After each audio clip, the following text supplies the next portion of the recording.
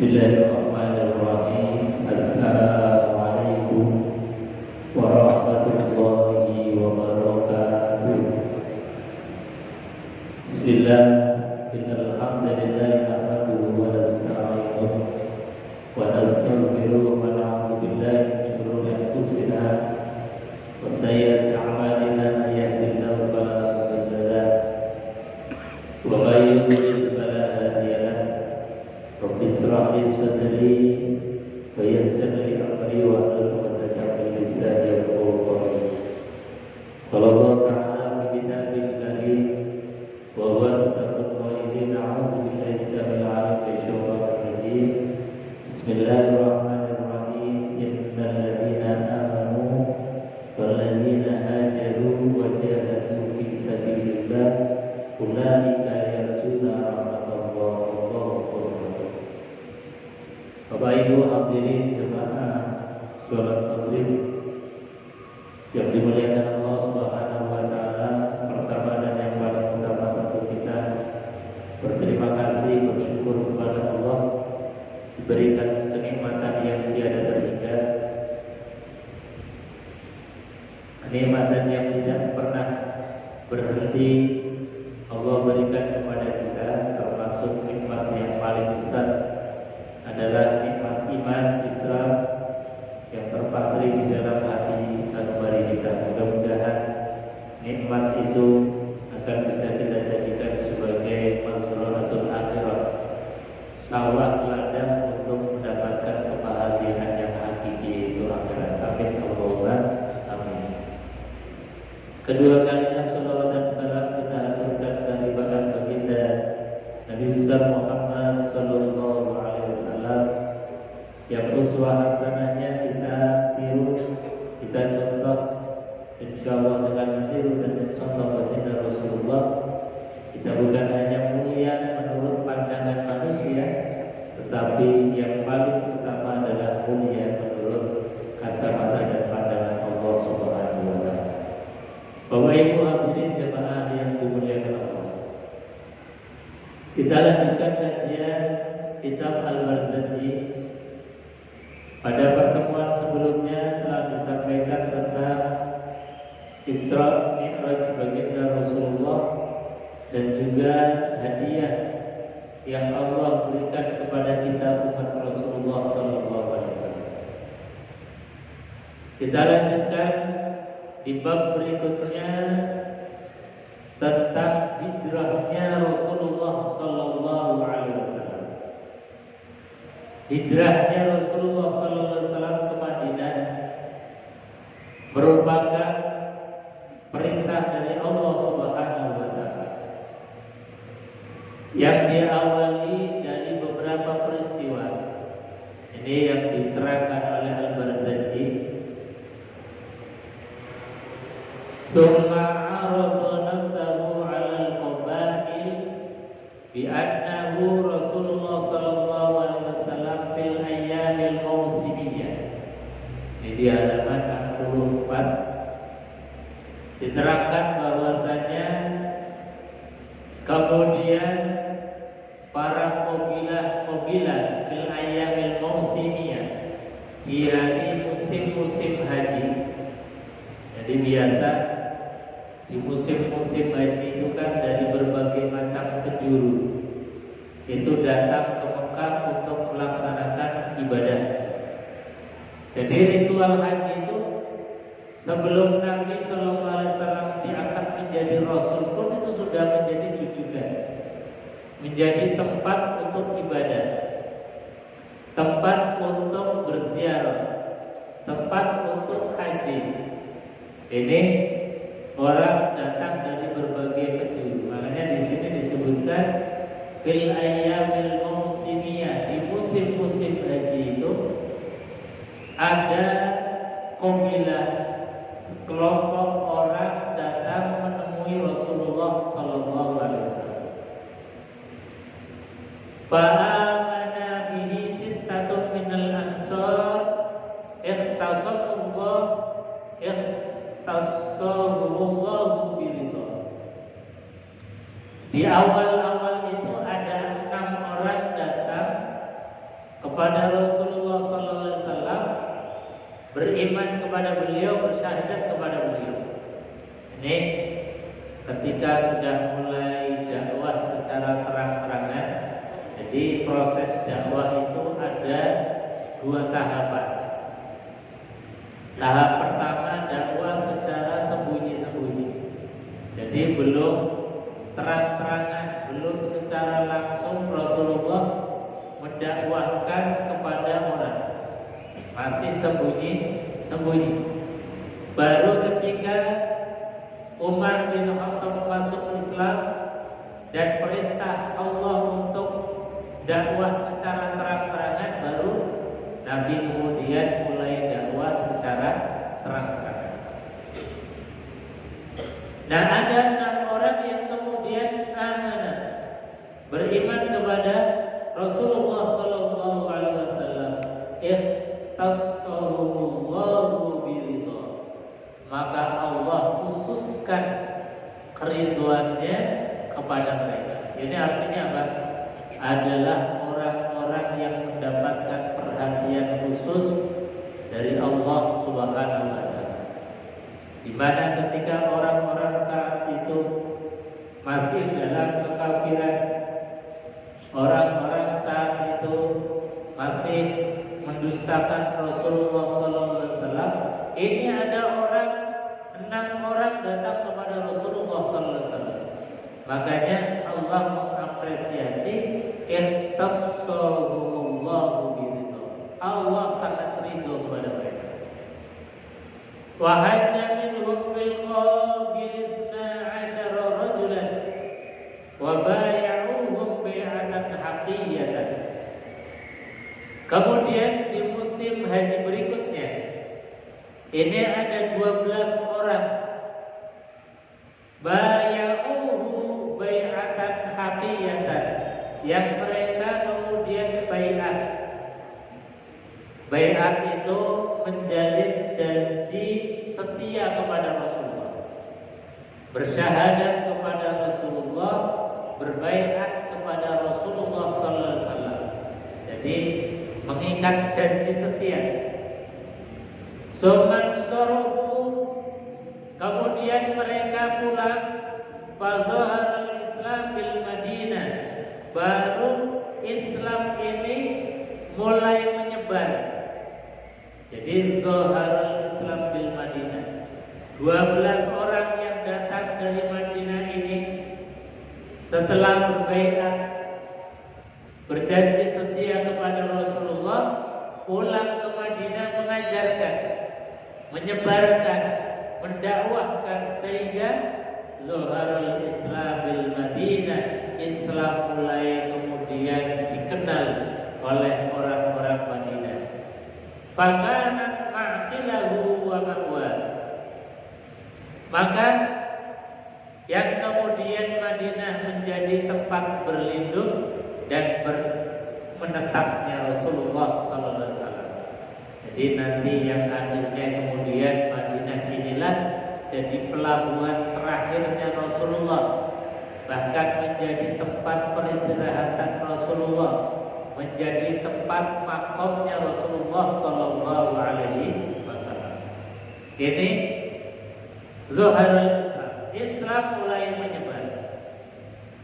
Wa qadima alaihi fil 'am salis, kemudian di musim haji yang ketiga, setelah tadi yang awal hanya 6 orang, kemudian musim haji berikutnya ada 12 orang.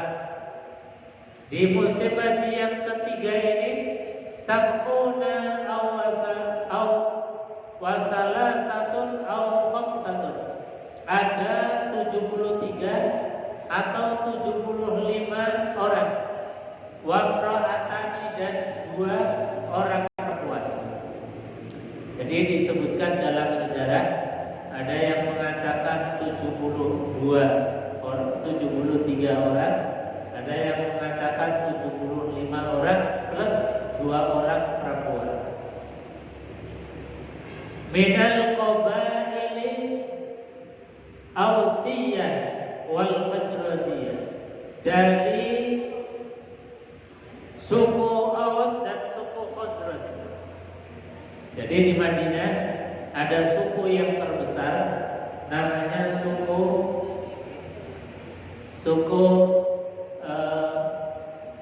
Khazraj dan juga suku Aus. Suku Aus dan suku Khazraj ini mengirimkan 75 atau 73 orang kembali untuk berbaiat. Fabay'uhu wa amaru alaihi 12 naqiban jahaji hadat surah. Jadi mengirim lagi beberapa utusan untuk berbaiat kepada Rasulullah sallallahu alaihi wasallam. Fahajara ilaihim min Makkah. Kemudian mulai berbondong-bondong, dari situlah orang-orang yang sudah banyak mengenal Islam. Akhirnya di Madinah ini sudah mulai banyak komunitas muslim. Karena Madinah sudah terbentuk satu masyarakat muslim, orang-orang Mekah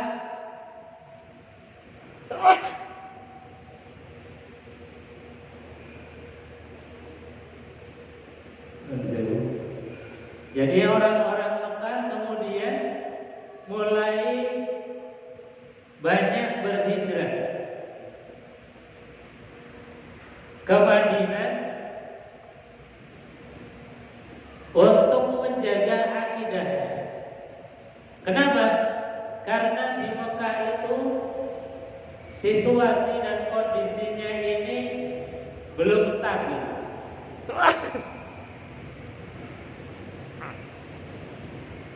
Jadi situasi Mekah kala itu untuk komunitas muslim itu masih banyak adanya bulian, bahkan kemudian diblokade oleh orang-orang kafir. Jadi di era-era Nabi Muhammad SAW itu sebelum hijrah, kaum muslimin beserta Rasulullah SAW itu mengalami masa-masa sulit.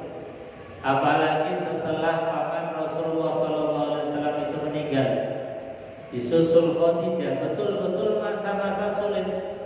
Orang-orang kafir berani lantang untuk mau membunuh Rasulullah, lantang untuk mengusir Rasulullah SAW, bahkan diblokade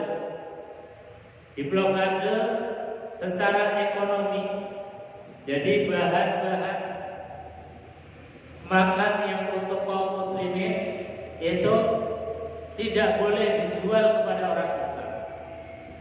Ketika ada orang-orang kafir itu jualan, maka dilarang untuk berjualan atau menjual kepada kaum muslimin. Saluran-saluran ataupun air yang menjadi sumber kehidupan tidak boleh untuk dialirkan kepada kaum muslim. Jadi betul-betul diblokade. Tidak boleh ada akses kepada orang Islam.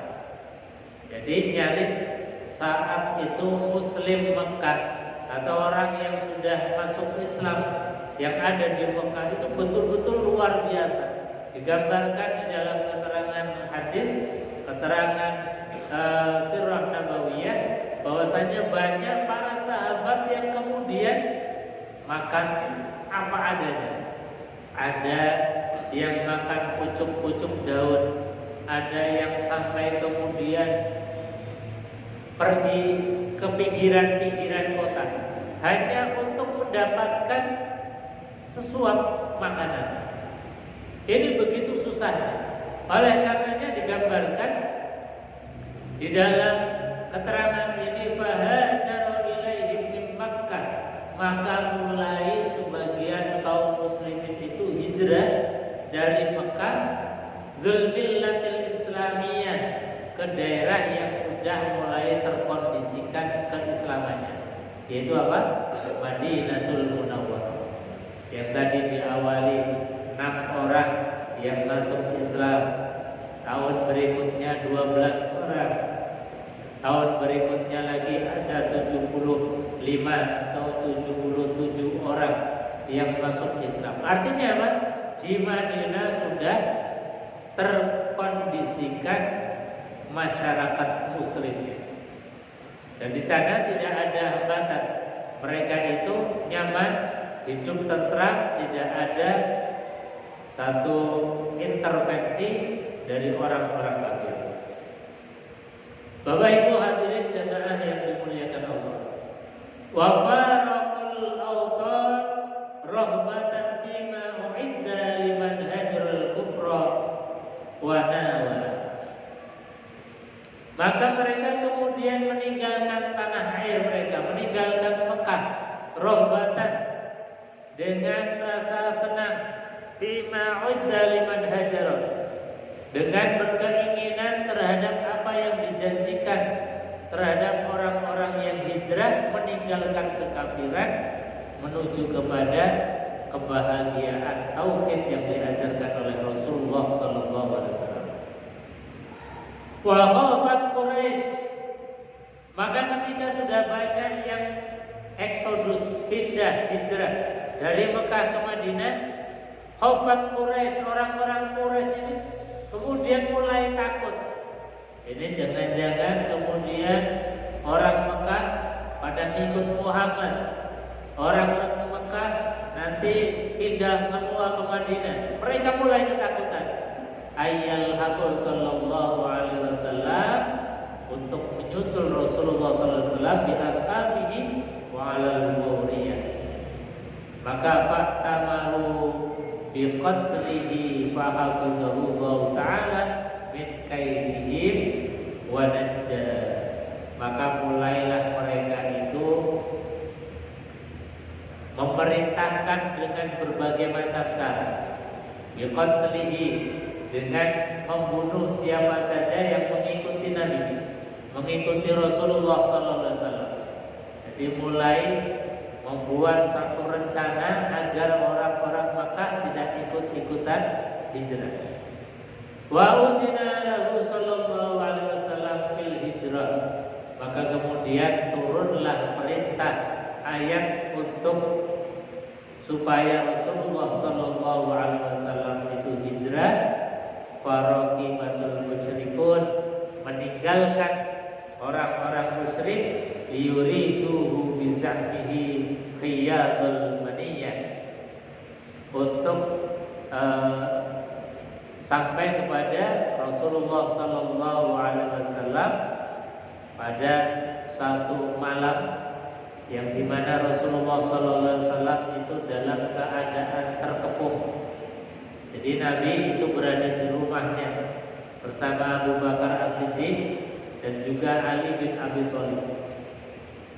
Ketika Nabi Shallallahu Alaihi Wasallam sedang berada di rumah beliau bertiga, ini orang-orang kafir itu sudah siap siaga di luar rumah Rasulullah Shallallahu Alaihi Wasallam. Nabi sudah nggak bisa apa-apa, padahal perintah sudah turun agar Nabi Shallallahu Alaihi Wasallam untuk hijrah. Maka kemudian Allah Subhanahu Wa Taala memberikan mukjizat kepada Rasulullah. Nabi disuruh faqaraja alaihim wa nazaru ala ru'usihim at-turaba wa hayya. Nabi disuruh untuk mengambil pasir, kemudian pasir itu dilemparkan atau disaurkan kepada orang-orang yang sedang mengelilingi rumah Rasulullah. Maka biiznillah, dengan izin Allah Subhanahu wa taala, orang-orang yang sudah menunggu mengelilingi rumah Rasulullah sallallahu alaihi wasallam, biiznillah, dengan izinnya Allah, mereka itu seperti dibutakan. Padahal mereka melihat, tetapi tidak melihat ketika Rasulullah SAW membuka pintu kemudian keluar dari rumah. Ini di antara mukjizatnya Rasulullah Sallallahu Alaihi Wasallam. Jadi dalam keadaan sudah tidak bisa apa-apa dikepung, Nabi bisa keluar dengan aman. Mereka yang mengepung rumah Rasulullah SAW, sebentar-sebentar melihat kondisi dalam rumah Rasulullah. Oh, ternyata masih ada orang. Padahal di situ hanya tinggal sahabat Ali yang diperintahkan oleh Rasulullah, wahai Ali, engkau tidur-tiduran saja di tempat pembaringanku ini. Aku sudah diperintahkan oleh Allah untuk segera berhijrah, ditemani oleh Abu Bakar. Ini sahabat Ali diperintahkan untuk tidur di tempat tidurnya Rasulullah. Itu sama saja dengan menggantikan mati. Karena apa? Sasarannya orang-orang kafir adalah membunuh Rasulullah. Andai kata mereka masuk kemudian tahu bahwa di situ ada orang, maka pasti pedang-pedang mereka akan mengenai sahabat Ali yang sedang tidur di tempat tidurnya Rasulullah SAW. Tapi karena ini adalah perintah Rasulullah, meskipun ini adalah toh nyawa, ini adalah taruhannya nyawa, tapi karena yang memerintahkan adalah Rasulullah, sahabat Ali berbalik di tempat tidurnya Rasulullah sampai Rasulullah SAW itu kemudian keluar dengan selamat. Karena tadi digambarkan dalam Al-Barzanji, fa kharaja 'alaihim wa nasara 'ala ru'usihim at-turab. Kemudian Rasulullah SAW keluar dari rumah beliau sambil melemparkan pasir-pasir yang beliau ambil, maka dengan izin Allah Subhanahu wa taala mereka tidak melihat apa-apa, mereka tidak melihat Rasulullah sallallahu alaihi wasallam. Bapak Ibu hadirin jemaah yang dimuliakan Allah. Kemudian Rasulullah sallallahu alaihi wasallam itu menuju Mekah dengan cara melingkar terlebih dahulu. Jadi jalan ke arah selatan supaya menghilangkan jejak.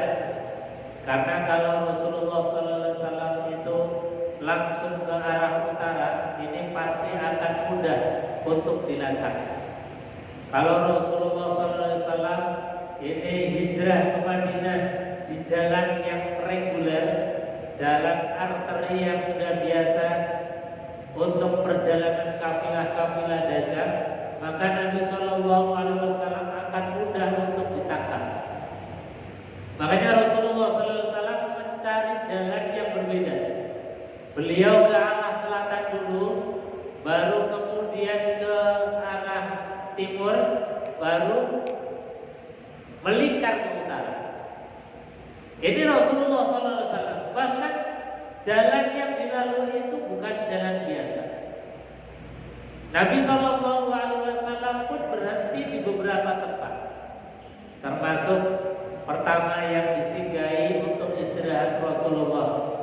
Karena orang-orang kafir itu setelah tahu bahwa Nabi telah keluar, yang ada di dalam rumah beliau hanya sahabat Ali, mereka orang-orang kafir itu langsung mengejar dengan pengejaran yang sangat serius. Semua orang itu dikerahkan untuk menangkap Nabi, hidup atau mati. Karena apa? Karena ini adalah pertaruhannya kebudayaan dan akidah mereka. Kalau Nabi Muhammad ini gak ditangkap, maka keyakinan mereka ini lambat laun akan mati. Kalau Nabi Muhammad SAW ini tidak ditangkap, eksistensi mereka ini akan kemudian terancam. Makanya dikerahkan semua daya upaya untuk menangkap Rasulullah SAW.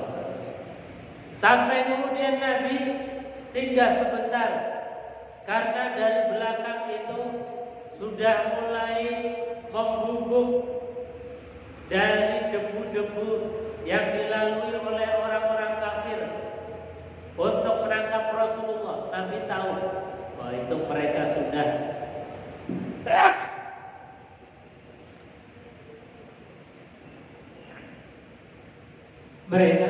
mulai dekat, mereka sudah mulai mengejar.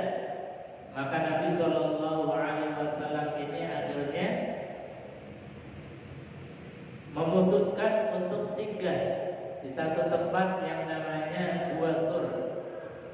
Gua Sur itu adalah gua yang hanya dari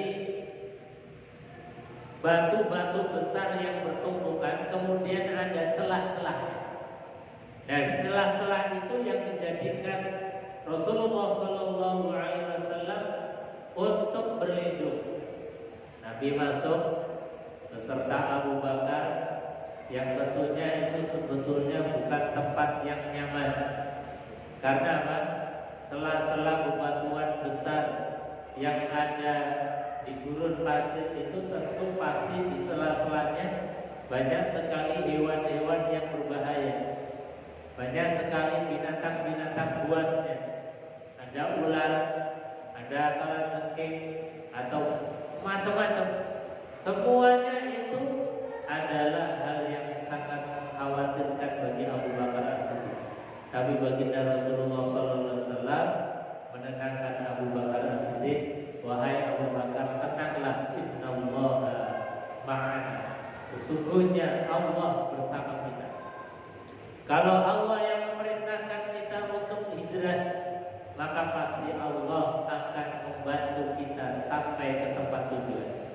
Kalau Allah memerintahkan kita, maka Allah yang akan melindungi kita, meskipun dengan berbagai macam cara.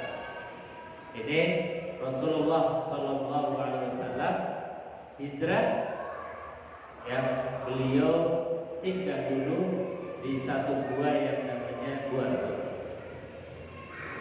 Kemudian baginda Rasulullah Shallallahu Alaihi Wasallam, ringkas cerita, Nabi Shallallahu Alaihi Wasallam sampai ke Madinah disambut dengan gegap gempita luar biasa, baik oleh orang-orang yang sudah masuk Islam maupun penduduk asli Madinah.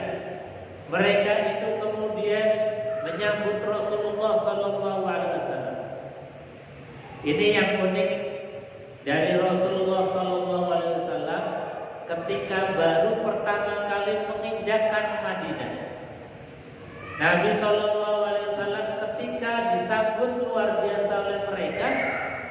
Nabi Sallallahu Alaihi Wasallam yang ketika itu sedang mengendarai kendaraan beliau. Nabi Sallallahu Alaihi Wasallam langsung memberikan wasiat. Khutbah pertamanya Rasulullah ini yang patut kita perhatikan. Nabi Sallallahu Alaihi Wasallam mengatakan, ya ayyuhan nas, wahai sekalian manusia. Bahasanya Rasulullah adalah ya ayyuhan nas, bukan ya ayyuhal muslimun, bukan ya ayyuhal mu'minun. Karena memang yang menyambut Rasulullah bukan hanya orang yang sudah beriman saja, tapi di situ ada orang-orang Nasrani, ada orang-orang Yahudi, ada orang-orang yang sudah masuk Islam. Kalimatnya Rasulullah, ya ayyuhan nas, wahai sekalian manusia, afsus salam, tebarkanlah salam, tebarkanlah kedamaian. Jadi ini luar biasa. Kalimat pertama Rasulullah mengajak kita untuk damai.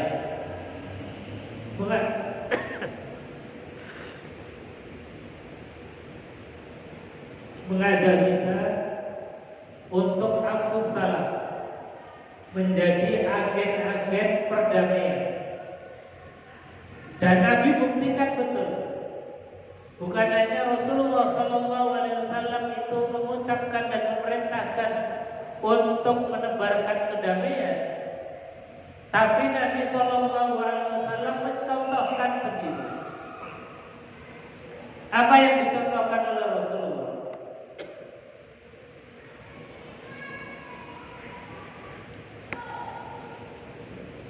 Rasulullah Sallallahu Alaihi Wasallam secara konkret mencontohkan sampai di Madinah yang dibangun pertama kali oleh Rasulullah adalah institusi yang menjamin keamanan, dibangun oleh Rasulullah.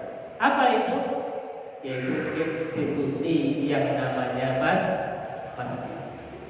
Kemarin sudah kami sampaikan bahwa masjid dibangun, institusi ini adalah tujuan utamanya masabatal linnasi wa abd. Masjid tujuan utama adalah untuk tempat kumpulnya manusia dan untuk menjamin rasa aman. Makanya yang dibangun oleh Rasulullah SAW bukan rumah beliau, bukan kantor beliau atau tempat usaha beliau, tapi yang dibangun pertama kali oleh Rasulullah adalah masjid. Karena masjid ini adalah simbol kedamaian. Masjid adalah institusi yang menjamin bagaimana manusia ini bisa membangun peradaban dengan baik. Karena apa?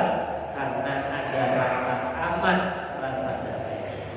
Ini Rasulullah SAW bukan hanya memesankan dengan lisan beliau ya ayyuhan nas afsus salam, tapi juga beliau mencontohkan langsung membangun sebuah institusi untuk terjaganya rasa. Jadi afsus salam disampaikan oleh Rasulullah. Afsus salam itu maknanya menebarkan kedamaian. Kedamaian bukan hanya untuk kaum muslimin, tetapi untuk semua masyarakat yang ada di sini. Jadi ini Rasulullah SAW. Afsus salam, tebarkan kedamaian. Dalam keterangan para ulama mengatakan bahwa afsus salam ini secara fikihnya kepada siapapun kita bertemu maka kita berikan salam kepada mereka. Jadi kita ketika bertemu dengan siapapun kita beri salam. Karena salam itu adalah doa untuk keselamatan. Artinya apa? Ketika kita bertemu dengan siapapun, kita ada ikrar bahwa engkau yang aku temui dijamin keselamatannya. Engkau yang aku temui tidak akan tersakiti olehku, baik tersakiti oleh lisan maupun tersakiti oleh tangan. Itu sebetulnya makna salam yang dicontohkan oleh Rasulullah SAW. Maka afsus salam, tebarkan salam kepada siapapun dalam bahasa hadis, baik yang kau kenal maupun yang tidak kau kenal. Ketika kita bertemu, ucapkan salam. Orang yang datang sendiri itu utamanya memberikan salam kepada orang yang banyak. Orang yang lebih muda itu lebih baiknya memberikan salam kepada yang lebih tua. Orang yang datang harusnya memberikan salam terlebih dahulu kepada orang yang sedang bermukim. Nah ini diantara contoh-contoh afsus salam yang diajarkan oleh baginda Rasulullah SAW. Jadi intinya tebarkan salam itu adalah menebarkan rahmat terhadap siapapun. Jadi visi dan misinya Rasulullah menjadi seorang nabi dan rasul, wa ma arsalnaka illa rahmatan lil alamin. Tidaklah aku utus engkau wahai Muhammad kecuali untuk menebarkan rahmat kepada alam semesta. Nabi sudah tidak ada. Nabi sudah wafat intiqala ila rafi'il a'la. Sudah diangkat oleh Allah, sudah diwafatkan oleh Allah, maka tugas kita menebarkan rahmat dengan cara apa? Minimal tadi kita ketemu dengan siapapun kita ucapkan salam. Artinya apa? Kita menjamin keselamatan terhadap orang-orang yang kita temui. Dan itulah sejatinya muslim. Orang muslim sejati itu adalah orang yang bisa menjamin keselamatan orang lain. Makanya Rasulullah mengatakan al-muslimu man salim al-muslim min yadihi wa lisani min lisani wa yadihi. Orang muslim sejati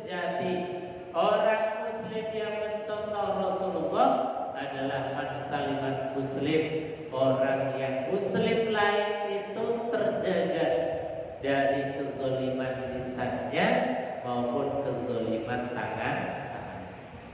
Nah, ini yang perlu kita kemudian koreksi kembali terhadap salamnya kita. Salamnya kita kadang-kadang karena sudah saking terbiasanya, sudah menjadi budaya, ini seolah-olah hanya lip service saja. Makna, hakikat dan tujuannya seolah-olah sudah hilang. Kenapa kadang-kadang makna dan tujuannya sudah hilang? Kita buktikan saja. Orang habis memberikan salam, tapi masih dengan lisannya mengucapkan kalimat kata-kata yang didengarnya tidak enak, yang menyakiti hati orang yang mendengar. Itu artinya apa? Artinya antara salam yang kita berikan dengan tujuan salam itu sendiri tidak nyambung. Antara tujuan nafsu salam itu sudah tidak klop. Makanya harus terus-menerus kita elmoni bahwa salam yang sudah kadung membiasa, sudah kadung menjadi budaya kita, jangan sampai hilang hakikat dan maknanya. Makanya pernah misalnya seperti Gus Dur itu ngasih satu saran oto-oto, daripada salam yang kemudian sudah hilang hakikat dan tujuannya, sudah ganti saja dengan selamat pagi dan selamat malam atau selamat sore. Ini sebetulnya Gus Dur sedang menerapkan satu teori namanya metode konflik metode atau metode konflik. Jadi biarkan kaum muslimin ini dikasih konflik dulu, biar mereka ini kemudian membicarakan lagi masalah salam, apa itu salam dan hakikatnya salam. Kenapa? Karena salam sudah kadung menjadi kebiasaan, dan sesuatu yang sudah rutin menjadi kebiasaan biasanya memang hilang hakikat. Seperti sholat, kita sholat jengkelat-jengkelin, ruku, sujud, karena sudah kadung terbiasanya, kadang-kadang tidak memaknai kenapa kita harus ruku, kenapa kita harus sujud. Tetapi ketika kita terus-menerus dicas, terus-menerus kita belajar, akhirnya kemudian kita maknai satu persatu.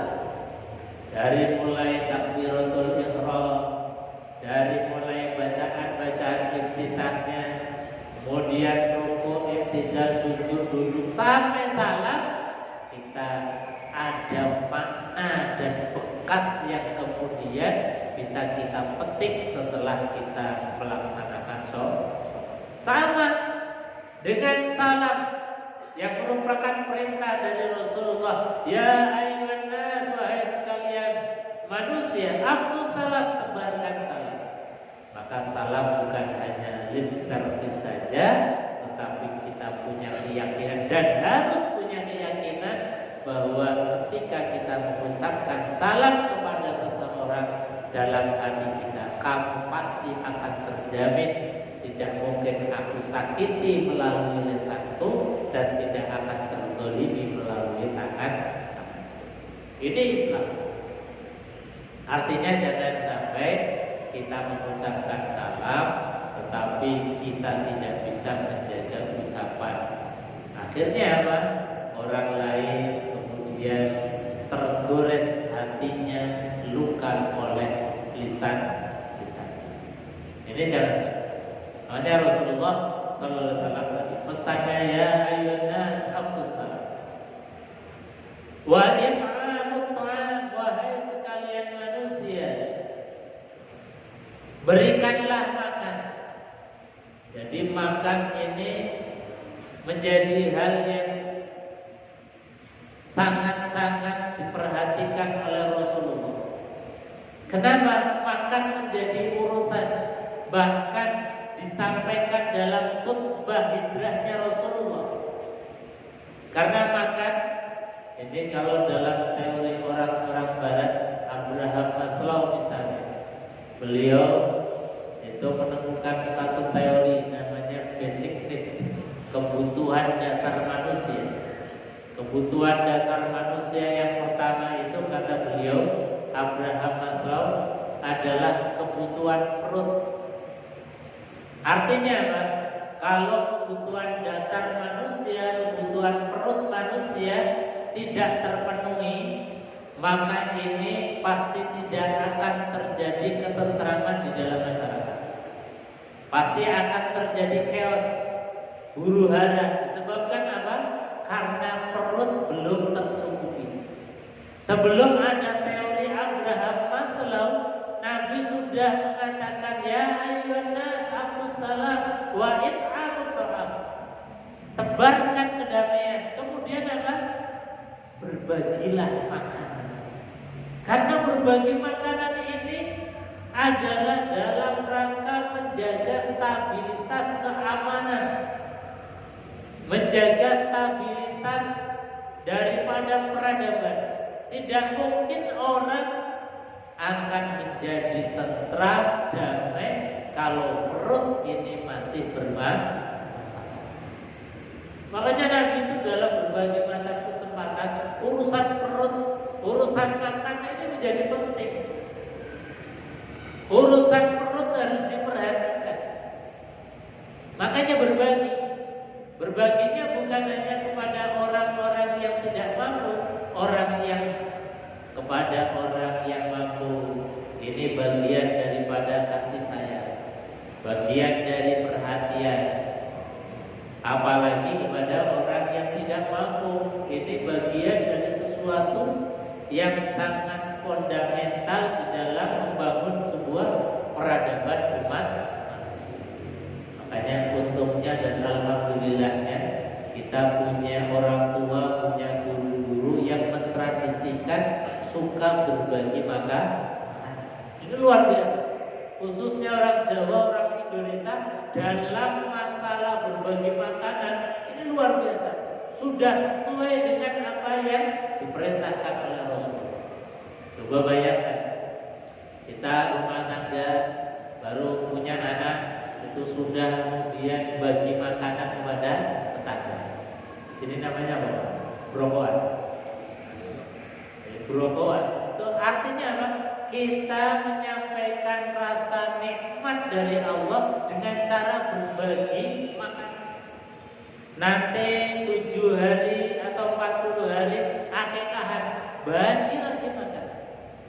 Nanti kalau yang laki-laki khitan, undang tetangga, bagi lagi makan. Sampai kepada nikahan, bahkan sampai dalam keadaan kita ini dalam berduka, sedih pun tradisi berbagi makanan ini tetap. Ini saking lumonya orang kita dalam keadaan sedih, dalam keadaan kita berduka pun masih berbagi makanan. Karena apa? Karena berbagi makanan ini adalah fondasi peradaban. Kita kadang-kadang mungkin mau berbagi makanan pada yang lagi membutuhkan betul, tapi mereka menjaga muruahnya. Ini kan kita kadang-kadang yang mikir, nanti tak kasih dikira merendahkan. Maka dengan cara mengasih makanan yang tadi menjadi tradisi kita, ini jadi orang yang kita kasih tidak merasa direndahkan. Ini cara Rasulullah Shallallahu Alaihi Wasallam. Jadi sekali lagi, berbagi makanan ini adalah menjaga stabilitas keamanan, menjaga stabilitas peradaban. Kenapa? Karena kalau masalah urusan perut ini belum tercukupi, maka tidak akan mungkin bisa membangun sebuah peradaban. Tidak akan mungkin menciptakan suasana yang damai. Dikhotbahkan beratus-ratus kali, beribu-ribu kali, bahkan sampai berbuih-buih. Ayo kita ciptakan kedamaian, ayo kita ciptakan kedamaian. Tapi ketika perut ini belum terkondisikan, tidak akan mungkin bisa menciptakan kedamaian. Maka sekali lagi ini kita punya tradisi yang baik, teruskan. Ini adalah bagian dari apa yang diperintahkan oleh Rasulullah Shallallahu Alaihi Wasallam. Ya ayyuhan nas, afsus salam wa it'amut ta'am, dan berbagilah makan. Sampai-sampai pelajaran, pembinaan, bimbingan Rasulullah Sallallahu Alaihi Wasallam sampai mendarah daging. Pada suatu peristiwa Rasulullah Sallallahu Alaihi Wasallam itu kedatangan tamu. Karena kedatangan tamu dan beliau tidak bisa menjamu, tidak bisa untuk memberikan makanan, ditawarkan kepada para sahabat. Wahai sahabat, ini saya ada tamu, kira-kira ada nggak yang bisa ke rumah tamumu ini?